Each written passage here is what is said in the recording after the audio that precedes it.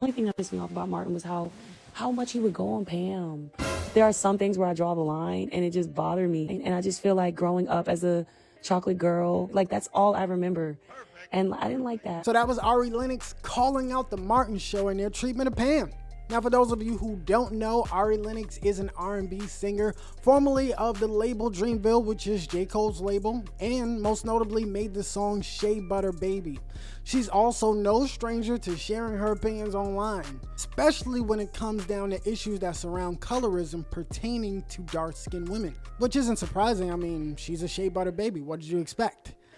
But recently, she set her sights to the Martin Show and how they always used to go in on Pam.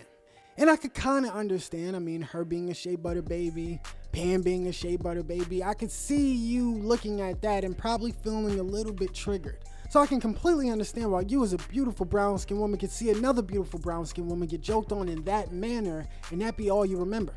After all, representation matters and a negative experience carries 10 times more than a positive one. But is that necessarily the truth? No! First, I think it's important to remember that on the Martin Show, they joked on everybody. Sure, they joked on Pam, but they also joked on Tommy for not having a job. They joked on Cole for being stupid.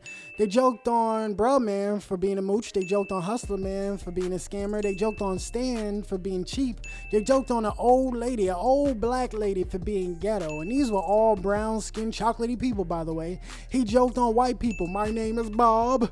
He joked on the community. I'ma call you Almondsy. He even joked on little kids, little children. My name's Roscoe. I'm sorry I lied to you, Martin. I just didn't want to go to Arizona. He even joked on his own wife for having that big head. Yeah, they got a little ahead of themselves with those jokes. Hell, even Martin himself, another brown-skinned baby just with big ears, had a lot of jokes thrown his way.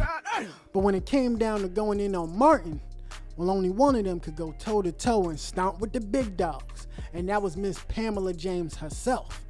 And we owe that all to the genius of Miss Tashina Arnold herself.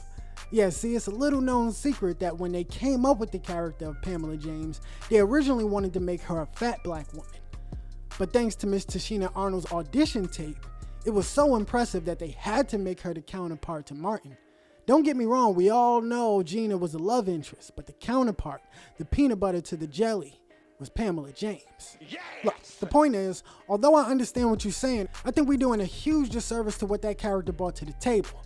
So put some respect on Pamela James, a beautiful brown-skinned woman who was able to hold her own so much she kept up with the main character. And we owe that all to Miss Tashina Arnold. Peace.